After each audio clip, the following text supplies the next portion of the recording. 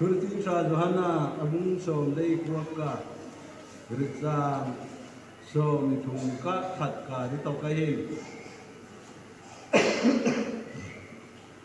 Thulti sa Johanna abung som dei kuaka ritang som thung ka khat ka di to kai hi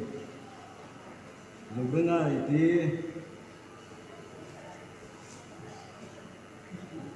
Zudahi inbini anita Sabanya cross lera ruwa yomai ka nuamaka ka sabani ka nikuarin puji kanita ka sigin Zudahi kan pilata jena ni an khai hei ke ikia ka anwa ka cross ata ituma mundanga khai rangin Mundana khai nangena kanso sipai ka anhonga Jisu aroma anihende hei tongtira ani khai pune bidang ke hei ka anitieta kanisala Jisu a kola anhong inso atita kiti anrieta asigin ake hei ka Ikiak peng maka sipai katkan riswa kanga afin ang suna kanzel tisen net wi ajol long suak taka diet won kolaya wandana ringan naranga pajem tu bikan nom tu anita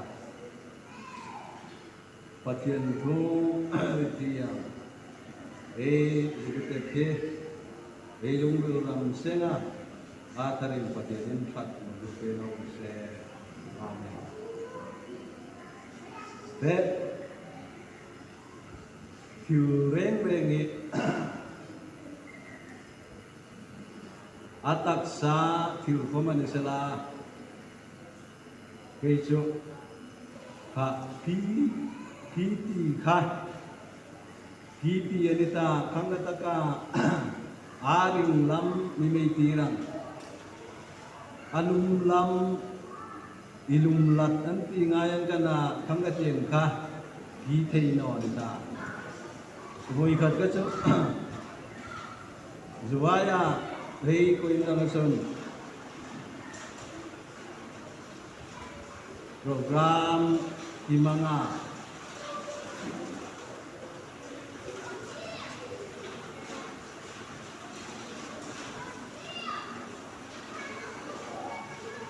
Dar som ka program di mga kanong dar khat kada ani ke nongai ka kay mangir an ka dar som kada an kom kin training so an pa no mason mai tin so mithur nem dai ngai ri ta in hot ko ngai ro atuna wang lai te wang so arhulum khake ani lunga ton nga ya piti pekso ani bang ka chumi ngati kan se keiso khangati an kha kimi ji ai ni no mai ni rang kha piti ka anita a hot urang lam alum lat urang lam kha thi gai mange piti pe ka te ridai kom hi tui va choi ro eitia Vatsoi maka anong kena tui vatsoi bak ro 18 so anri chamino kanan fe nga ya kai ka namunin so de a hot iti gom he o thatna ka so om community tai kan ni se ama tien ka theino ani sigin isir zamita ha Riyat mana ani tin so arhulma iman niloin atutak riyat nasika iman ningata kasigin naipang kami ingwa ani riyat ne kan so iril zama riyate athat walantia an riyat kom adet an chat wiwal ngai lung kham taka eirila til anitho he thu anzom iti alam nakom ay tanita kan iwandana ei thu ei sirang ei lugeti hen Kursi tra Zohana bung som lei kwak kar chang som lei kwak kanai te tung cho Jisua cross luchunga khan Pilata narjiya ka o ama irjiya kim anuaya lekha irjiya ngai he irjiya kim khasore mangnya arjiya ka Jisua cross luchunga nai tar cho Nazareth Jisua judahi reng di he itarin ayo mai ni ei pian ka ni rikher tak Chut ngai no kamay na theoretical takay ni ti patien to ang isui tu hay so ang suida ang kanta pilata kan di so ka hangataka ay riet kom ni no patien na tia ay pom kom ni no pilata churam wal rengan ita Rom sarkara officer mani minister khatkanita ram khatka district khatka sunga ram of tu wanita ama laizro takahin judahi omna hol sunga ram of tu waini pathianayet komnino ningom sala ji sokrista anhong no na hin aroyong rela Judahi lungin sukanuam sigin Ji sokrista tu thiam no ancang taka thiam no ancang thi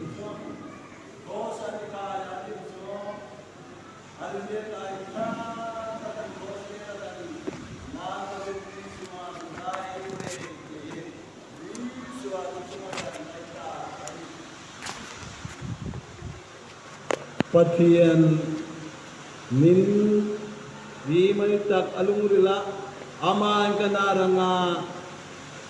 thoranga Indian na ay peng manyo itirangin ayo may amaka halay rom ramsunga trong ilian yenin biziya ganita rom trong hey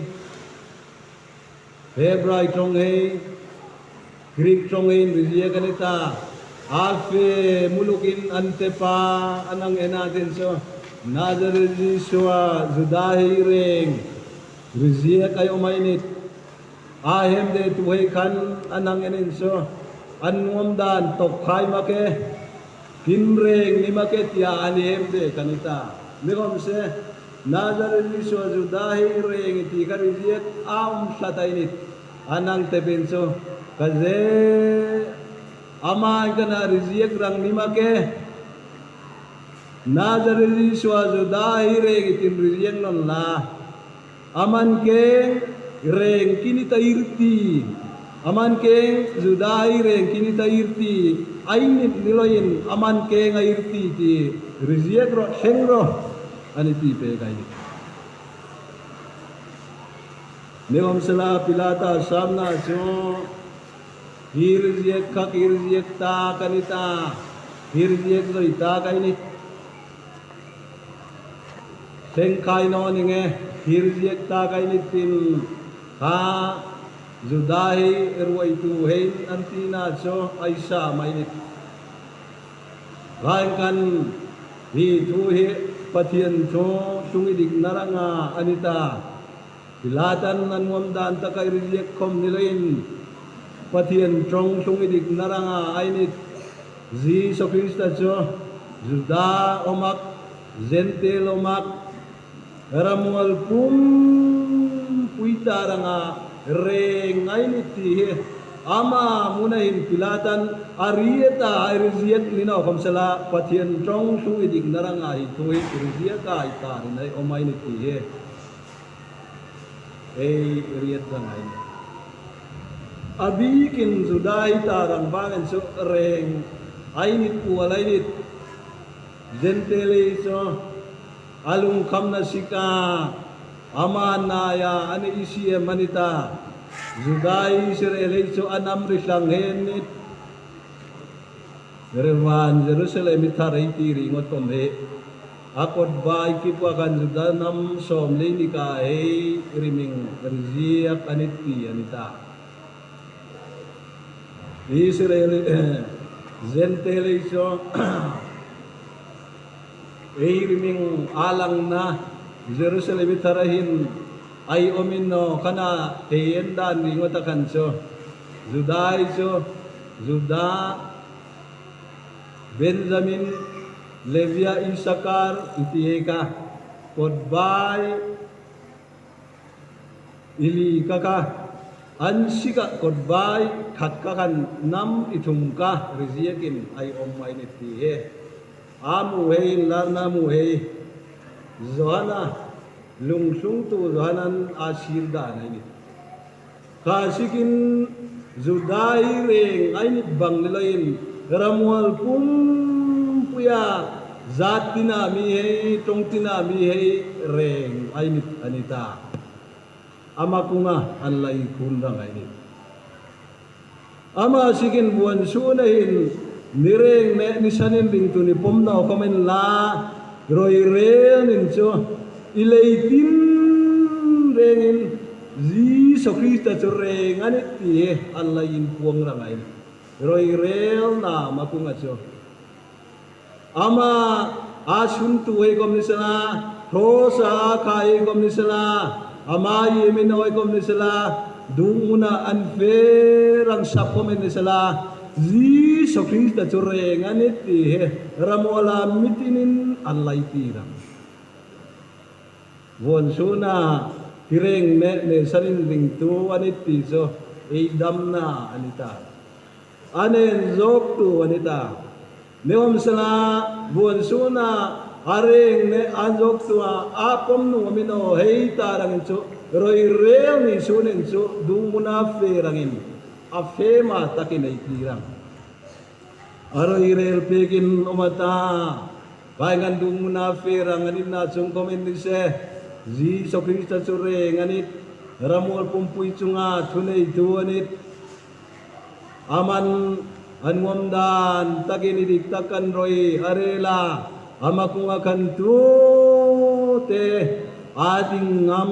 omaka rineng nirvan tena komise Yesus Kristus roi rel na amakung anso anmel imurang kai maka anisana anrimang tauta kaning tingnan roere tag sigin pe ramuala reng hei miroin pui hei sipai roi tu hei mi rat hei mi tebia be noi kom nisela pat islangai dia kan nedelro hi beranai ningting na makungai hin kiding kam kai no anit aning ting na roin pui takin royerel tak sigin tum ading ngamranga kasigin isang ziang ane deuro lung pui ziang ane deuro alai tirangai nuai ramahin sumiriam he irat isona thot isona irsong ayai min anner ko koma min patienton ne sirpe koma tenwalcho ninai famai net nang mapakafen lalim kom komanita kate iwali mi watiranga na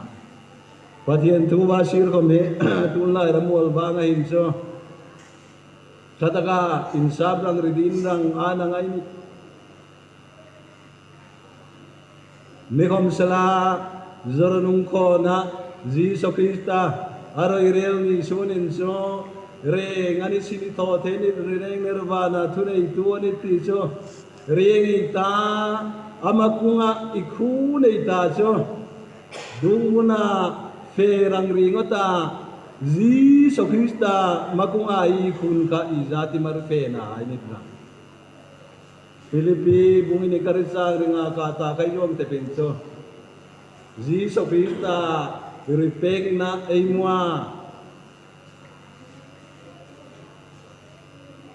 Miriam minna patian minna neya rivaneng sungmuna atunga rivana ngelhin roin pui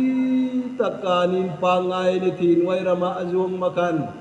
Miriam isanga Miriam yanga Miriam mei sual napela azung makan Neom sala patian itu ka mai ka alung sung nasigin Miriam nai lung sung nasigin patian itu ka mai ka itung idangin rengai maka mi thope kom nilain amane amar ngai soma suwakanga narsiyama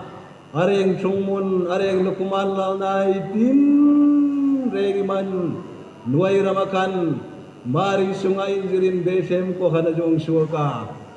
nuai ramakan Miriam hei suala ta anlok nasi anlok teinarangin tina den rakan patian tu zomin nauma amador ka athona so akan na papatian luin puinarang ne ramuala Miriam murin Krista cho rengani kitia ileitin renganin puang naranga amaka aring na tina den raka aring na apek na chuainit kasigin anel he ahem de he taksori no he ai rohi kami nama kungala kunan ta Krista chure nganit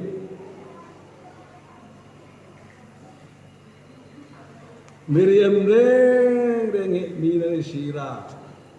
Adam la ya inkana mi hai mi kirtak ramuala Miriam reng takson ngai no kom se arang chadrang li ong sunga nitin so kha arsong na Miriam ninna ka iboing oh ingkana kidam lain patian kilay rietino patian kilay uksakino hecho thiam no kisang ta kay niti riet na anla nay ngay risava itakan anla ngay anti ama angkakan patian no irel na makungacho ite inodan rieng ita idam laya amata kay sono da nei rieng ita ama kungakan Krista chure nganit ti ei manina imo malahang tirong iti kom dinone ati danin ileitin rengin ati sige wo nei so milaya ei malay cham hei yom surkai pia patien tu barangai kong ka izaki omang kana irengai thang some omang kana irengai komanite min amay kana koin langa theilam lamari mang no manita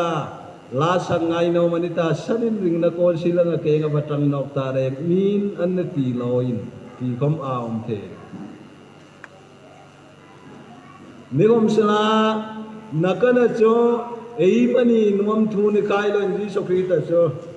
e pilatan ka dur ka ani drangdan ka irian nazar ji so juda ire ti sorje ka cross akan atara indang lamrangin adangari je grangin judai reng nimake aman keng judai reng airti judai reng tin rejeng non la Zudai reng kinit ati tin rejek roh anti pega kirjek kacu kirjek roh ista apa reke takani patien tu he patien mangru he tama tam takaram walain tam takainit ari komamang ari noi komamang amunin suramu almi kom ama chusung idik narang namang anu men so ma nu ko mamang ai no mai mang the rengai rekel ta kayong thì thu có mê ramual mong ide na rang thil pilatan alay to he thil khel tino thei tino thì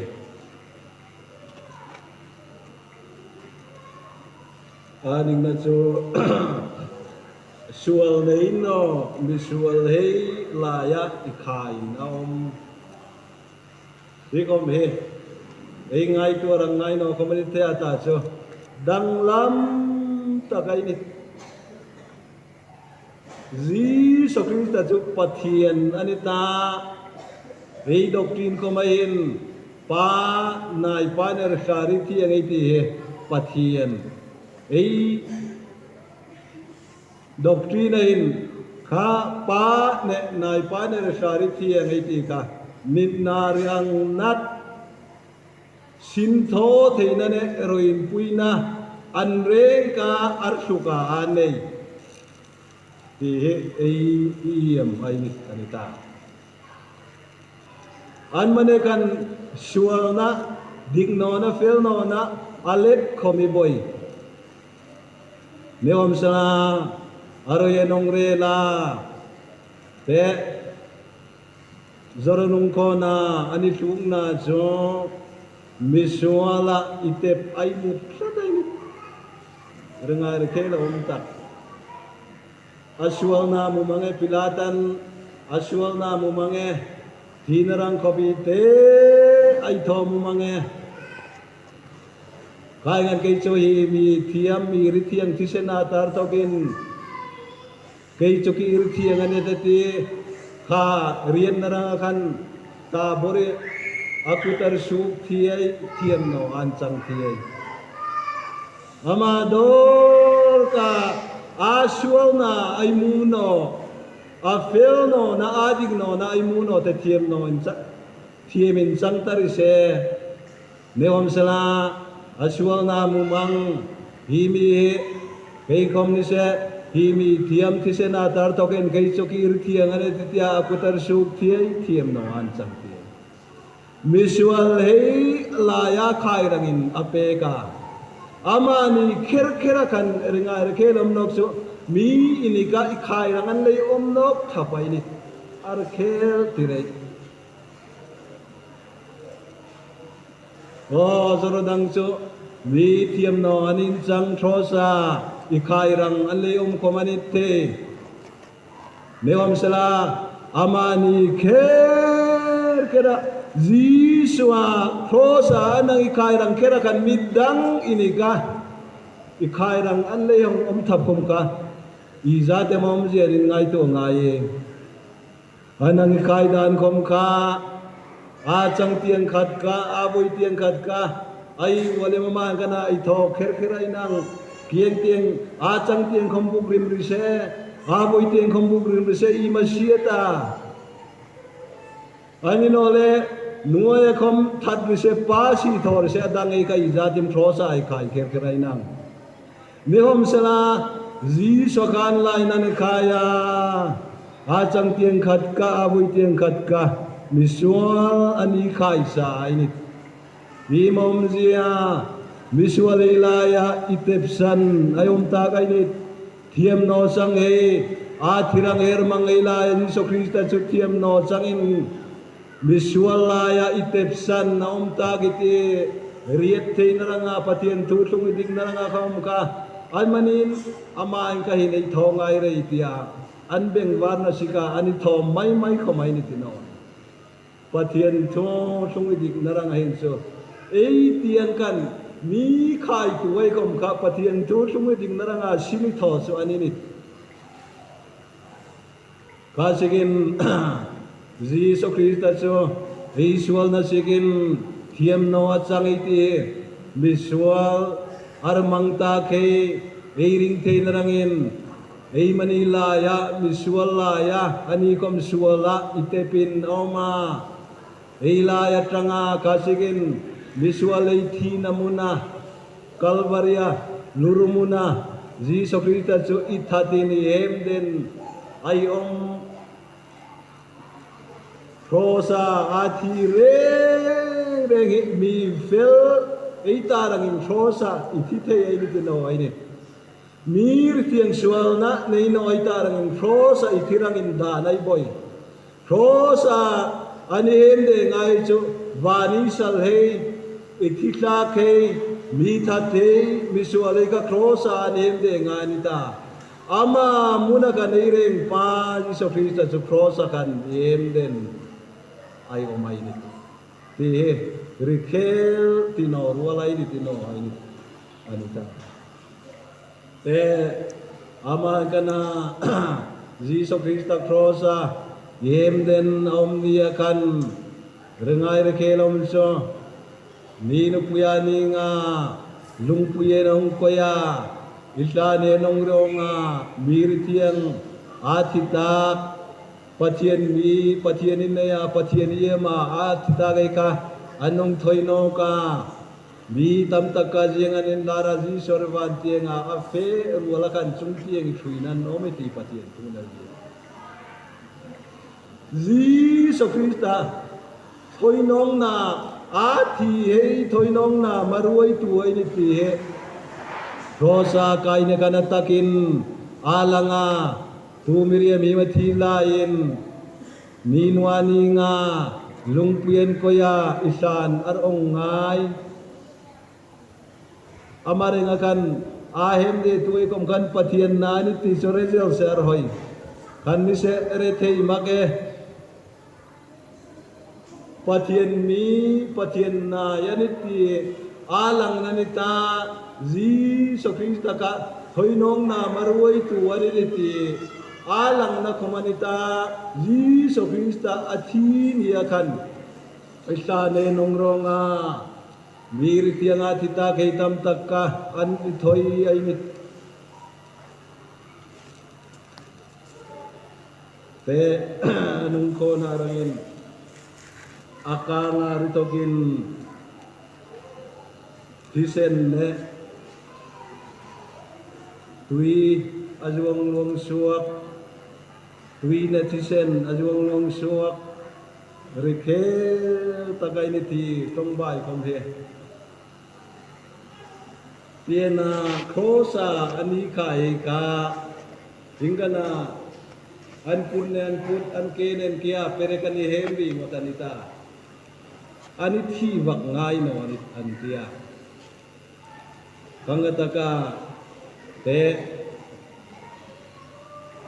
ani sun mani ani kap mani wol kom ni no an thodan so misual ka anat theidor kana rom sarkar khan du kan thona ngai anita direng pa Jesus Krista kom ka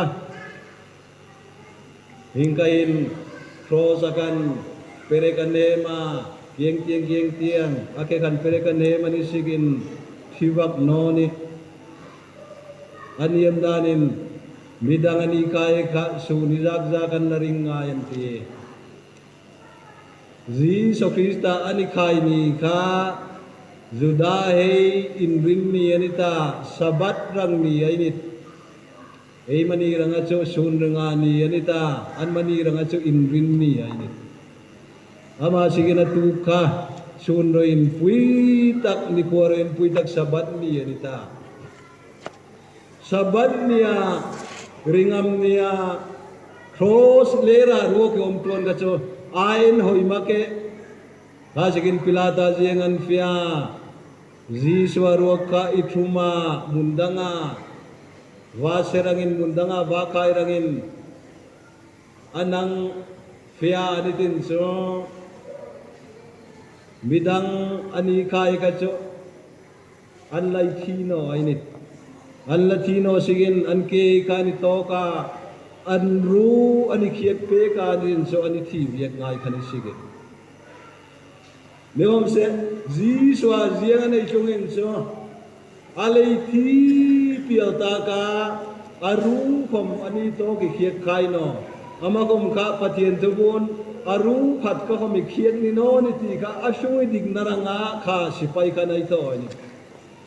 ama sipai pu ka im pathian thuariat rang bible te ranga adita te pathianin pathian tong sung idig naranga amang ru ai changai ni aru kaki kai maka alei tijel tak sigen andringar kela itomo adang isula timaka ani sa timat bakan ti andringar kel tak ati pielta kiti sipai kanari sigil aru to kai maka akanga ifenang suna den so kanzel tuina tisen ajubang suwak arkel tirei tu miriamim akanga minan suna tuina tisen asuangai atun la iramual ranga rangwangain so miriam he adamino rinta griboy athirang ei kengan sunga tui om ei tingaya Jesus tu sipai kat kana kangang suna tui netisen ajuang suwa kainit kam dan so tui so hil porinse tilinim turisun fainanita tui so eiring na ainit tui poimo taganita nuairam taksadan komen tui iboi nei theino eina iring bangkom lelain til ini meitin reng an luthianga an fai thei tu so tui bangai nit anita amang kan ramula miriam mei sualna tin reng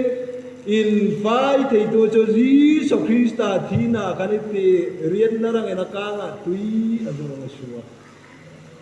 sipai nang suna asun tu kan ngai tu pang no ni u kom uksak pang no ni I tho mo ma kana ai kom re no ni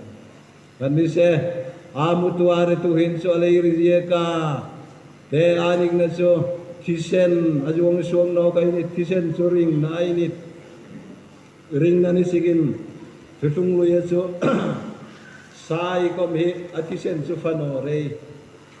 atak sa tunin fakte an kom se atisen reng so Israel Asian pathianin ai ti sat atisen so fanore I thom aring na ni sigin miring na tagifa so ai palino ai anita